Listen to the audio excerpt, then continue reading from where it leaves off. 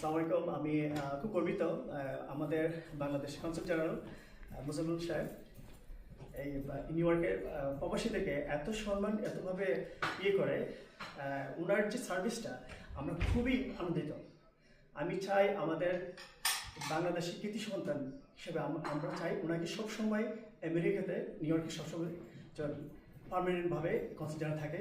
বিএনপিকে আমি চেয়ারম্যান তারেক সাহেবকে আমি বলছি ইনশাল্লাহ আপনি দেখবেন জিনিসটা, আমি আপনাকে পাঠাবো। And the US government, US Immigration and Customs, we work directly to him, to his work with us a mutual friendship. He's the greatest person I ever seen. I was born in Bangladesh, just Kumila, which is I was a good when I was a kid to come to the United States of America. So I love to work with that Bangladesh Consul General. He's the greatest self person in human life. So we will be continue to permanent, we will continue the government, our US government and the Bangladesh government has a great friendship with him. We are the national securities concerned, we work with the State Department, the Department of Justice. Thank you.